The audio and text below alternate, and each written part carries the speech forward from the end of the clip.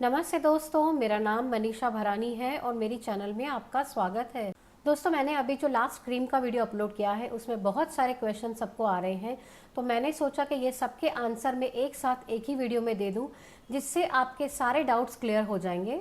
Question शुरू करने से पहले मैं आप लोगों को सबको बता देती हूँ, ये कोई भी ब्रांड का प्रमोशन नहीं है। जो चीज़ मैं यूज़ कर रही हूँ वही चीज़ का मैं वीडियो बना रही हूँ। जो मैंने क्रीम का वीडियो अपलोड किया है उसमें सबसे पहला क्वेश्चन है, हमें कौन सा घी यूज़ करना है, क्या हम घर का घी यूज़ कर सकते हैं। उसका आंसर है नहीं, आप घर का घी नहीं यूज़ कर सकते, क्योंकि जब भी हम घर का घी बनाते हैं तभी हर एक का रेसिपी अलग अलग होता है। कई बार लोग ज़्यादा उसे उबालते हैं और कई बार उसे कम उबालते हैं, जिससे घी के अंदर थोड़ा सा पानी का हिस्सा रह जाता है। इसकी वजह से हमें जो कंसिस्टेंसी चाहिए वो हमें नहीं मिलेगी। इसलिए आप हो सके तो घर का घी का इसमें उपयोग ना करें। अगर घर के घी के अंदर थोड़ा सा भी पानी का हिस्सा रह गया होगा तो आपका क्रीम विप्ड नहीं होगा, वो पाइप आउट नहीं होगा। मैंने जो आइसिंग तैयार किया है उसमें मैंने विजया घी का उपयोग किया है। मैं यहाँ पे कोई भी ब्रांड का प्रमोशन नहीं कर रही हूँ, जो मैं अपने घर में यूज़ करती हूँ वही मैं आपको बता रही हूँ। मुझे ये क्वेश्चन पूछा गया है कि क्या इसमें घी का स्मेल आएगा, तो मैं कहूँगी नहीं आता है, क्योंकि हमने इसे घी के सामने बहुत सारी चीनी ली है। मैंने जो घी का यूज़ किया है उसमें बिल्कुल भी स्मेल नहीं आता है। अगर आपको ऐसा लगे कि आपको थोड़ा सा घी का स्मेल आ रहा है तो आप उसके अंदर कलर और एसेंस भी डाल सकते हैं। मैं हमेशा इस प्रकार से प्लेन ही आइसिंग बनाती हूँ, पर अगर आपने इसे फ्लेवर दे दिया तो ये आइसिंग में बिल्कुल भी आपको घी का स्मेल नहीं आएगा। अभी सबसे जो तीसरा कॉमन क्वेश्चन है वो है, इसे हम कैसे स्टोर कर सकते हैं। ये पूरा आइसिंग जब आपने रेडी कर दिया तब आप इसे एयर टाइट कंटेनर के अंदर फ्रीज में करीबन 15 दिन तक स्टोर कर सकते हैं।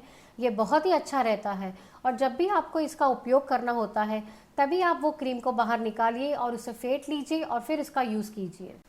ये कितने दिनों तक अच्छा रहेगा, तो ये कम से कम 15 दिन तक अच्छा रहता है। अगर आपका फ्रिज बार बार नहीं खुलता है तो ये 20 दिन तक भी अच्छा रहेगा, पर हमारे घर में हम फ्रिज को बार बार खोलते रहते हैं, इसलिए मैं आपको 15 दिन बताती हूँ। इस प्रकार से अगर आपने केक के ऊपर भी इसे पाइप आउट करके रखा तो केक बाहर भी 3 से 4 दिन बहुत ही अच्छा रहता है, अगर थोड़ा सा वातावरण कूल है तो। अगर बहुत ज़्यादा गर्मी है तो आइसिंग आपको इसे फ्रीज में ही रखना है। ये पूछा गया है कि आपने इसमें नींबू क्यों डाला है। ये पूरा प्रोसेस होता है, नींबू इसके अंदर एक स्टेबलाइजर का काम करता है, इसलिए हमें नींबू डालना बहुत ही ज़रूरी है। दोस्तों, जैसे मैंने आपको सिखाया है आप बिल्कुल वैसे स्टेप बाय स्टेप इसे फॉलो कीजिए, तो आपका आइसिंग बहुत ही बढ़िया तैयार होगा। दोस्तों, कल मैं और एक नया वीडियो आइसिंग के साथ में लेके आने वाली हूँ। वो आइसिंग भी मैं आपको घर में मिल जाने वाली सामग्री से ही सिखाने वाली हूँ। दोस्तों, मैं YouTube के ऊपर बहुत थोड़े समय के लिए हूँ और जो भी मेरे पास है, जो भी मेरे पास ज्ञान है, वो पूरा का पूरा रेसिपीज़ का ज्ञान मैं आप लोगों को दे देना चाहती हूँ। तो आप एक भी वीडियो मिस ना करें और आगे की सारी रेसिपीज़ देखिए। मैं आप लोगों से एक रिक्वेस्ट करना चाहती हूँ कि अगर आपको जो भी केक सीरीज़ के अंदर वीडियोस देखने हैं, प्लीज़ मुझे कमेंट सेक्शन में बताइए। मैं उस प्रकार के वीडियो शूट करके आप लोगों के साथ जल्दी से जल्दी शेयर करना चाहती हूँ।